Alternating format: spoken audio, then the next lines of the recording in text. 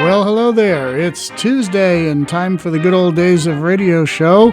Wherever you are, whatever time zone you're in, it's always time for the good old days of radio show on a Tuesday and Thursday too, but we'll talk about that later. This is John Tefteller, and we are going to do comedy today.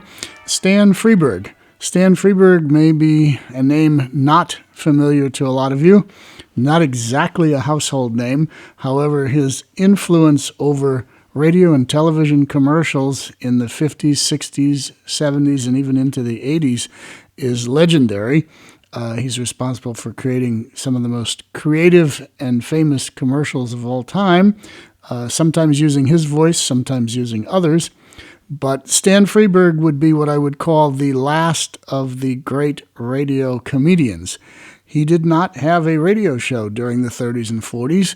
He did not have a radio show until 1957, which was right at the tail end of network radio. In fact, I think it was one of the last new programs to debut on radio in 1957. Many programs were ending by that point, victim of the dreaded television set. And so it was a real gamble to put Stan Freberg on the air, on radio. However, Stan Freberg did have a track record of making comedy records that sold lots and lots of records for Capitol Records starting in the early 50s. He sold a lot of comedy records, and so there was some thought that, okay, let's put this guy on the radio and see how he does. And the show lasted for, I think, 15 episodes or something like that. We'll get to all of them over the course of this show, assuming I last that long. We hope so. But we're going to start with program number 1 today, the very first show of the series. I don't know what the date for this is. I think it's July of 1957, but I don't have any notes in front of me, so I don't know. But anyway, maybe we'll say that at the end of the show. In the meantime, pay attention to the cast, because you're going to hear voices on the Stan Freberg Show that'll sound really familiar to you if you grew up in the 60s and watched television. And they will be cartoon voices from your favorite cartoons from the 60s and 70s. So anyway, here is the very first episode of the Stan Freberg Show from 1957. Yeah! Don't let me startle you. I'm just doing a rebel yell here to kind of kick the Stan Freberg Show off. You know what I mean? There's a yellow rose in Texas that I am going to see. Nobody else could miss her, not half as much as me. I cried so when excuse me, that's just a shade loud on the snare drum. I say that's just a shade loud. You idiot. Hold it, I say. Wait a minute, what's all the noise about? Who are you? I'm Stan Freberg. Well, how can that be? I mean, I'm Stan Freberg. Well, I mean to say I'm the recorded Stan Freberg, you know. Well, I'm the live Stan Freberg, and I'll thank you to get back on the record, will you? Listen, you smart-aleck Yankee. What do you mean, smart-aleck Yankee? Be quiet, Freberg, will you? You be quiet, Freberg. I appreciate it. Yeah, but listen, what... Listen, you keep out of this, will you? You're on another record. Okay, hold it, you guys. Wait a minute, who are you? My name is St. George. I'm a knight. No, not you. I mean the other guy. I told you I'm Stan Freberg. Not you. I mean all these other people. We're all Stan Freberg. Frightening.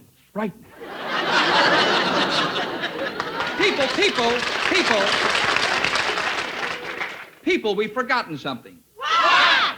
We forgot to open the show.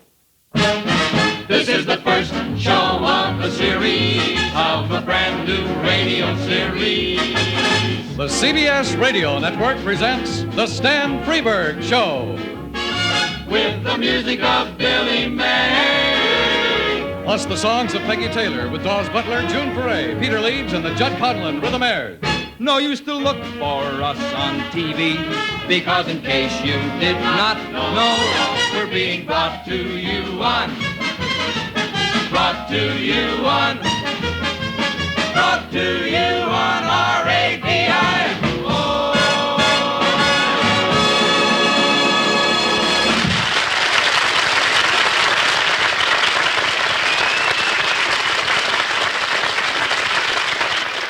Thank you very much. Well, it took so long to open the show that it's just time to say thank you for being with us and good night, everybody! Just kidding. Oh, Stan. Yes? The sheep have arrived. Oh, good. So I hear. From week to week, we will be bringing you, let us just say, rather unusual guest attractions, including an interview with the abominable snowman, blueprints for a build-it-yourself swamp, and 3D stereopticon slides of the Johnstown flood with the original cast. Today, however, in honor of Bastille Day, we bring you direct from the Basque region of France, Monsieur Marcel Toulet and his original tuned sheep chorus. Due to a linguistical barrier, Monsieur Toulet's friend, Mr. Devereux, I believe it is, will interpret for us. Is that right, sir? Monsieur, it's a great pleasure to interpret for CBS Radio.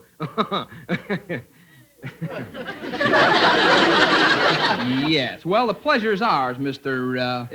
Devereux. Ask your friend, if you will, please, what kind of sheep these are. Monsieur Toulet, l'enverruche ton Les regards. He say gray ones. I see. Well, what are the little bells tied around the sheep's neck? I noticed that. Will you ask him what they are for? Monsieur Toulet, l'on te faisait la partie d'y envoyer le ding ding ding ding ding ding. What? Les regards. He say, a lot of sheep have bells, but these sheep are tuned so as to make the chromatic scales which he make use of by knocking the sheep on the head with his crook, a signal to them to ring the bell. He do it like this. In this manner, he can play different songs. Well, that's very nice. I suppose he's going to play a little Baba Black Sheep for us, or something equally as appropriate. I ask him, Monsieur Toulet, dis-lamente peracheux Baba Black Sheep. Je t'aime, Béret. Quand les morts rangé pétera à Freberg, les jeux de CBS le rangé pétera. Oh, he is very offended, monsieur. Yes, sounded that. He says these sheep play only cool jazz, man. Well, tell him on behalf of CBS Radio, I certainly didn't want to put down his sheep, but... He say, never mind this snow job. Just get on with it. I see. Well, tell him okay. Commencez. That means start. Oh, that's very nice. Monsieur et Madame. Commencez.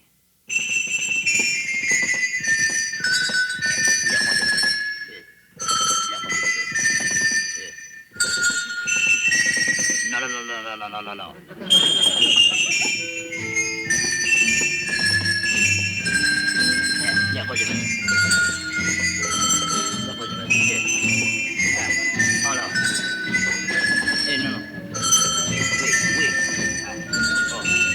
No, Madeleine, no. No,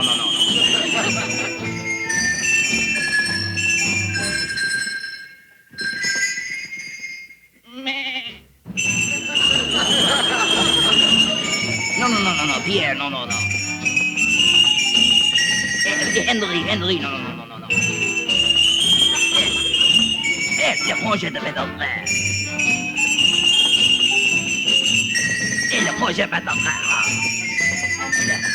Non, oui, yes, quoi. Le projet de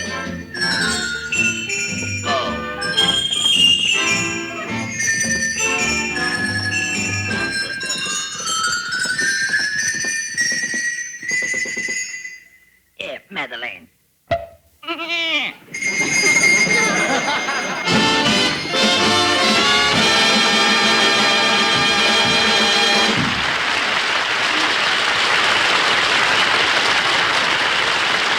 Well, thank you very much. So much for the tuned sheep. Gee, it was worth all the trouble we went to.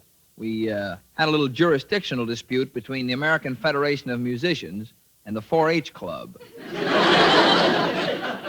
Seriously, it is our plan to give occasionally on this series what I call, simply for want of a better title, Freberg's Fables.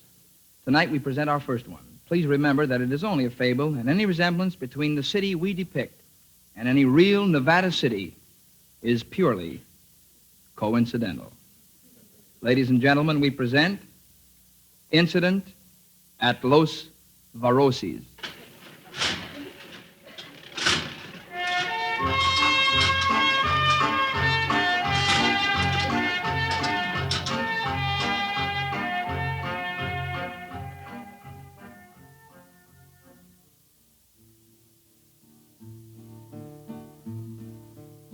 Oh, Los Varosis was a mighty city, and she worshipped a silver bird.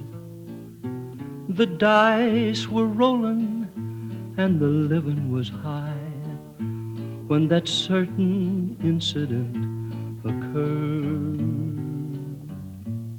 It was 1960 when the incident occurred. That's almost 10 years ago.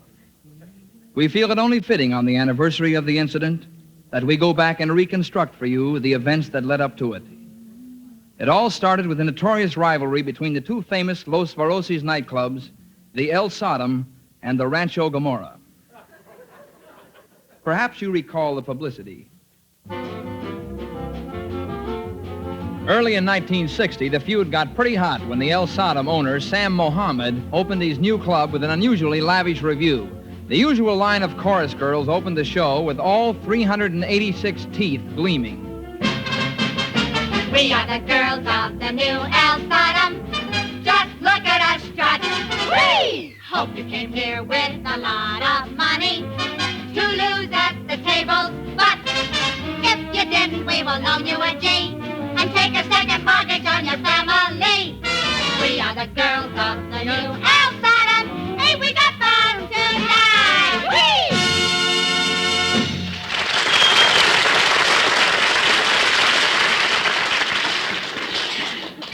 Following this tender opening was quite a musical extravaganza.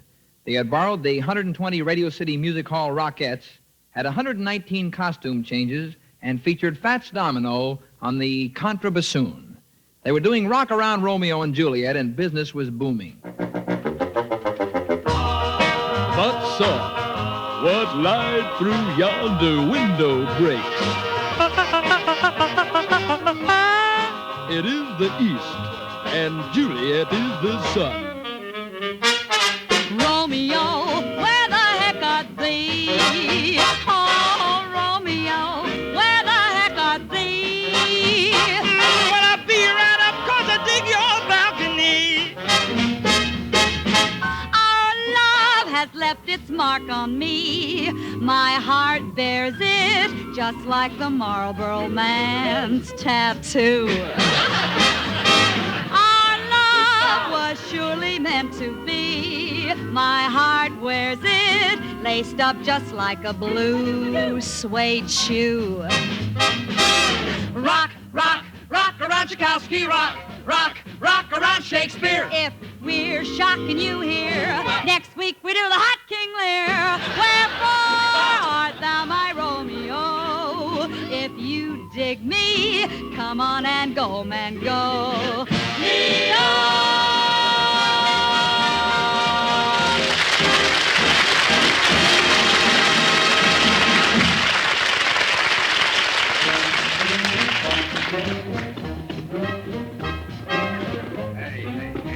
Hiya, Nevy. Boy, Rock Around Romeo and Juliet is really packing them in, eh? 25,000 people this show. Yeah, but listen. listen. Later. I want to catch the rest of the show. That new kid, Peggy Taylor, sings good, eh? Yeah, good.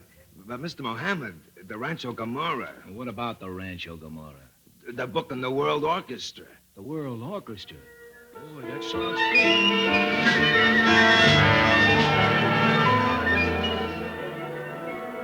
And it was big, very big. The string section featured Yasha Heifetz, Yehudi Menuhin, the Budapest String Quartet, and Jack Benny. On guitars, Les Paul, Andre Segovia, and Elvis Presley.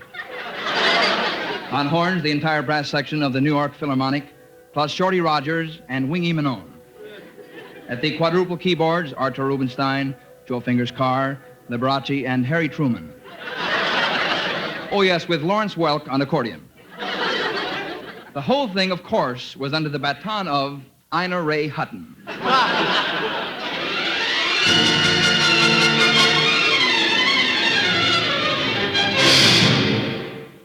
And in the lounge, as an added attraction, twice nightly, a lover's spat between Elizabeth Taylor and Mike Todd.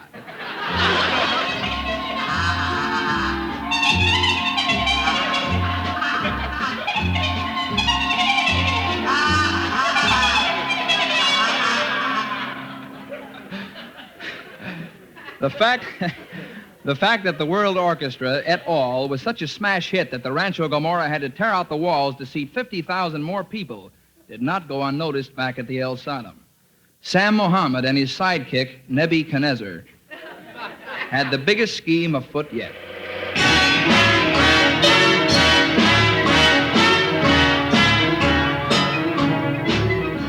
The El Sodom finished the largest swimming pool in the world in record time. It was so large, in fact, an embarrassing number of guests perished trying to reach the other side. And it was only when the club realized that their cash customers were being lost at sea, or rather lost at pool, that they thoughtfully installed helicopter lifeguard service. But the best was yet to come. Nebby, I want a press conference in 1 hour. What is it, boss? Get all the wire services here. This is it. Florence Chadwick says she definitely will attempt to swim the pool.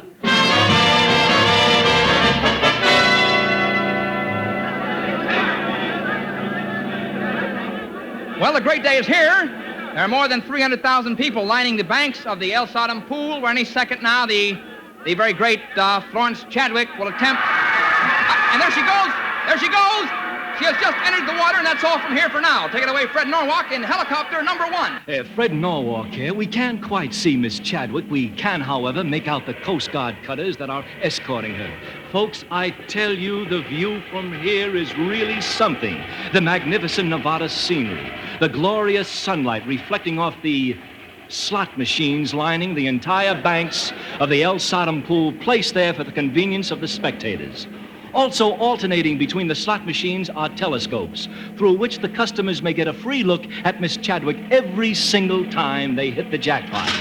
Oh, that noise you hear in the background is a slot machine here in the helicopter being operated by our pilot, George Snoozov. I still can't quite make out Miss Chadwick. Perhaps if we can get Jim Ryan over in helicopter number 2 to come in. He's flying at a lower altitude. Thank you, Fred Norwalk. Jim Ryan here in helicopter number 2. Will you hold down the slot machine there, Perry? Thank you. I can't see Miss Chadwick too well. Matter of fact, we can't see her at all. But we sure got a beautiful view of the now famous floating crap games. We're going to switch you over to helicopter number 3, our television plane. Perhaps they, through the miracle of electronics, can see Miss Chadwick. I know they're really way up there, so come in, Wings Bradley, in helicopter number 3. Wings Bradley here in helicopter number 3. We are really up here. I think we are as high as man has gone in a helicopter. Hope you can read me clearly as I am talking through my oxygen mask. George, can you switch on the telescopic lens yet on the camera? No? Well, keep trying.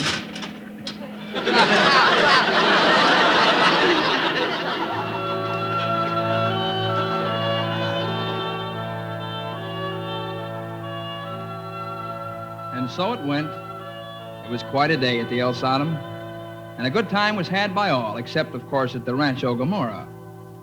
Oh, incidentally, Miss Chadwick didn't make it. It was flatly denied by the Rancho Gomorrah boys that they had tampered with her hot, nourishing broth.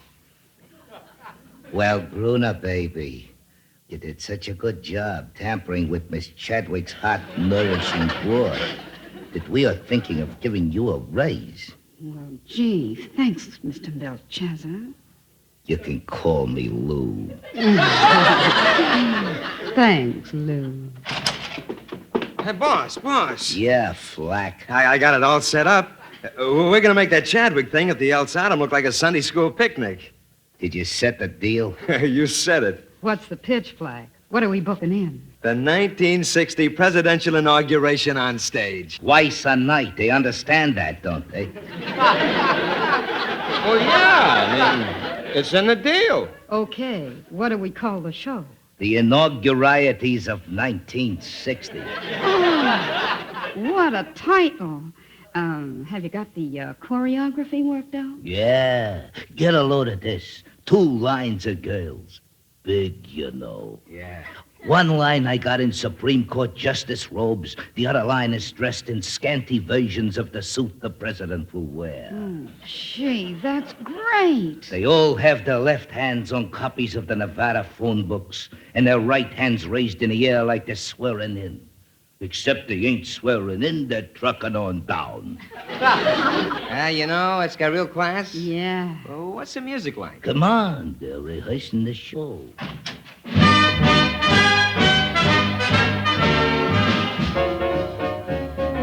Swear me in, Scooby-Dooby, swear me in, Scooby-Dooby, swear me in. I got the inauguration blues, clean out the White House, got those 1960 presidential inauguration blues.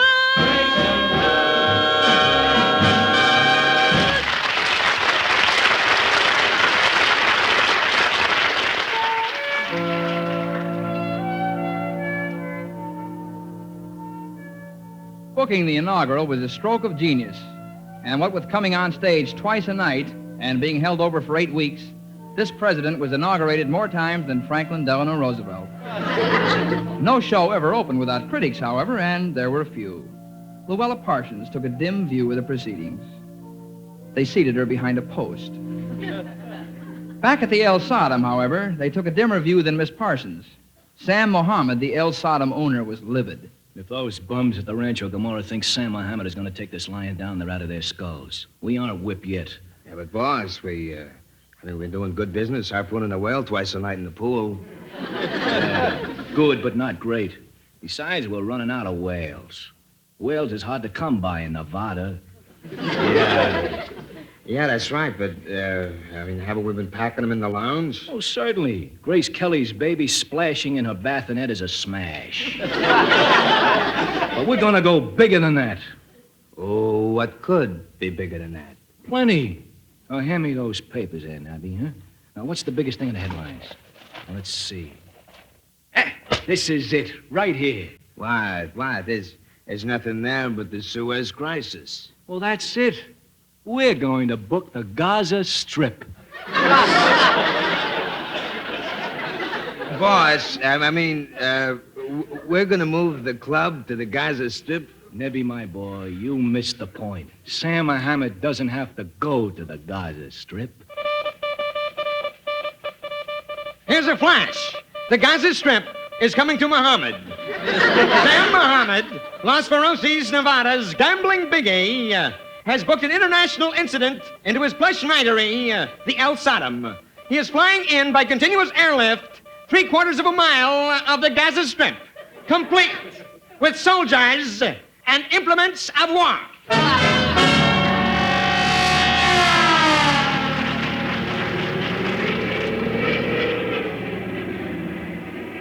Yes, they cut it into 100-foot sections and numbered the sections the way William Randolph Hearst used to move great treasures of art to San Simeon. The pictures of a 100-foot section of Sam with 14 Egyptian soldiers wearing full battle dress and bewildered looks being snatched off to Nevada made the cover of Life. And when it was pointed out to Sam Mohammed that the booking of a war into Los Veroses would cause many people to lose their lives, he replied, People are going to have wars anyway. Why blame me?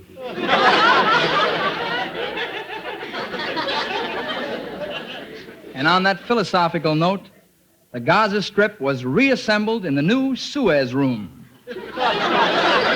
built to accommodate 750,000 people in addition to the battle area.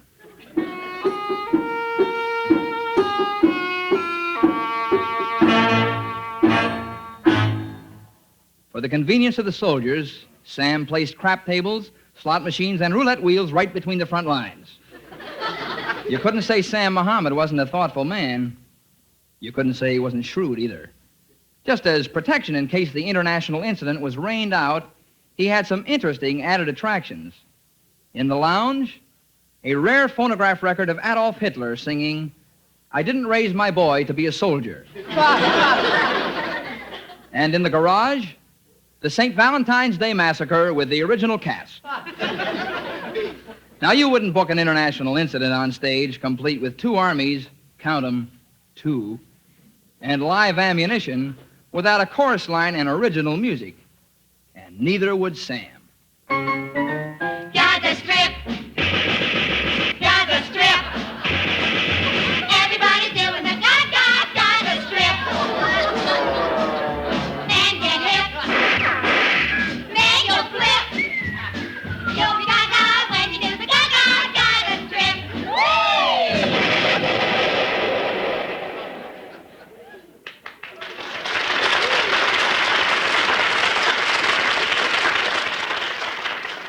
Life for a chorus girl isn't easy to begin with, but there were extracurricular hazards for the El Sodom girls, including jumping in and out of foxholes gracefully and tap dancing on sand. Due to unanticipated expenses, the El Sodom went over their budget. There was quite a turnover in dealers who had been forced to work the tables in no man's land.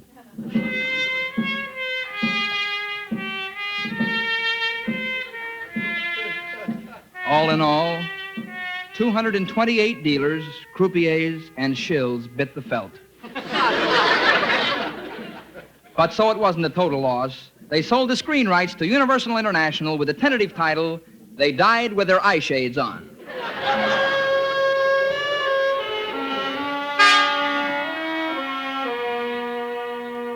If you think the fellows at the Rancho Gomorrah were taking this lying down, they were. By the pool. Rub a little bit of that suntan oil between my shoulder blades, will you, grown-up baby? I got delicate skin. Sure thing, Mr. Belshazzar. Say, if you don't mind me saying so, you're taking this pretty calm for a man who just lost 250,000 people to the El Sodom. Boss, I got it. Got what? The way we can top the El Sodom. So you got it all worked out, huh? Well, that's nice. Well, look, booking the Gaza Strip hurt the El Sodom in the long run. The war got a bad press. It did a pretty good business. They packed them in. Yeah, but the newspapers criticized them for booking the war. So, here's the way I figure it. We'll pull the big switch and book peace. It'll be a smash. Look, I can see the headlines in Variety now. Peace, powerful box office, may start trend. Gee, Mr. Belshazzar, that sounds great. Shut up, grown-up baby. Listen, Flack, when I want your ideas, I'll ask for them. But, boss, you didn't let me finish. We'll book a summit conference. We'll build our own summit. We'll plant grass on it. Where do we get the dirt? From the soil bank. I mean, they got lots of it. Okay, what do we put on the top of the summit? Well, I can see it now. We arrange some chairs in a sort of semicircle. Then you know what we do? We book in the world leaders to sit in them. Yeah, and in between the chairs, we put special slot machines that'll take like francs, rubles, pounds, yen. This part I like. Then I'll have IBM start on the machines, huh? Sit down, grown-up baby. We ain't gonna do it. Why not? Because they booked one into Geneva and it laid an egg. So we ain't gonna book peace. We can't take a chance on it. We're only gonna go for a sure thing at the box office. Well, what are we gonna do? I'll tell you what you're gonna do. You're gonna tear out the walls and make room for 1 million people. I'm through playing games with the El Sodom. I've been saving this for my Sunday punch. Some Sunday punch. It was bigger than Los Feroces had imagined in their wildest dreams. And when the boys at the El Sodom saw the 500-foot neon sign go up at the Rancho Gomorrah, they could hardly believe it. The sign read, "For all the world to see." The Rancho Gomorrah proudly presents, for one time only, on stage, the hydrogen bomb.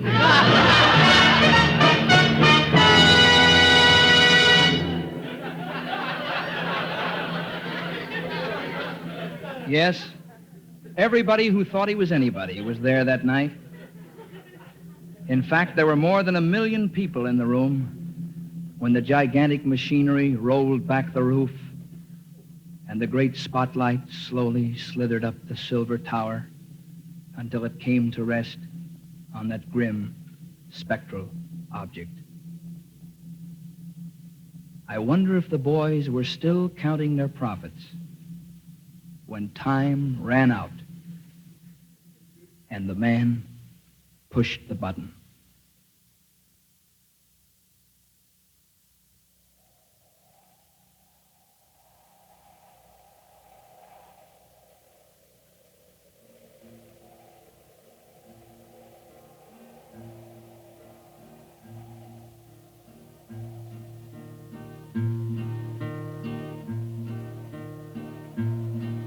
Los Veroses was a golden city, as the history writers all have penned. But her days were numbered in that heavenly book, and she pushed her own button in the end.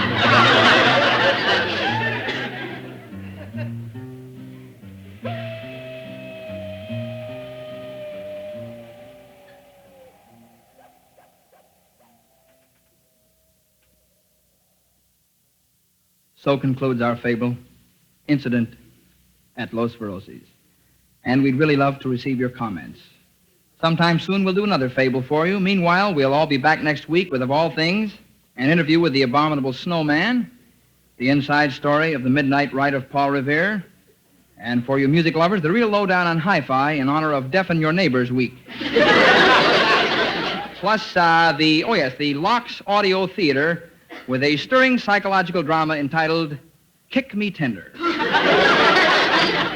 So until next week, then, this is Stan Freberg saying thanks for listening, God bless you, and good night. The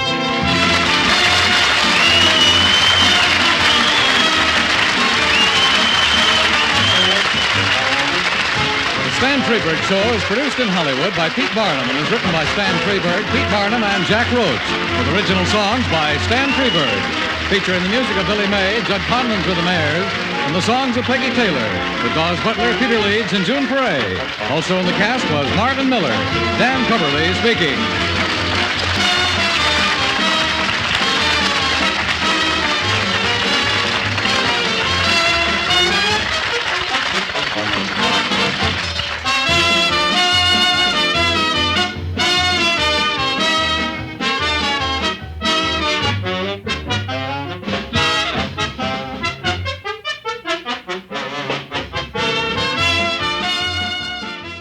From July 14th, 1957, I cheated and looked that up while the show was going, the Stan Freberg Show with Dawes Butler and June Foray. June Foray, probably most famous role was Bullwinkle, the Bullwinkle Show. I think she was Natasha in Bullwinkle. I think that's correct. Somebody will correct me if I'm wrong.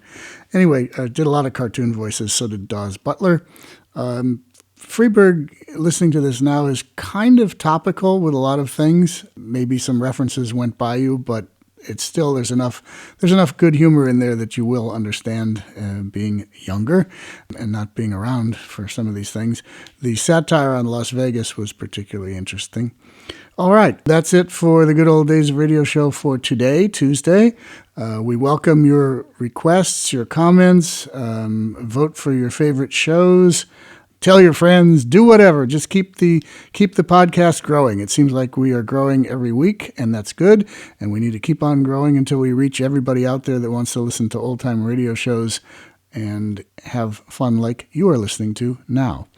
Thursday, we'll be back with a science fiction show. We're doing the top 10 science fiction shows of the radio era of the 1950s. And so we'll have that on Thursday, and we'll be back next Tuesday with something else, some other kind of drama, variety, or comedy, which you'll find out when you check it out next Tuesday. Until then, this is John Tifteller saying goodbye.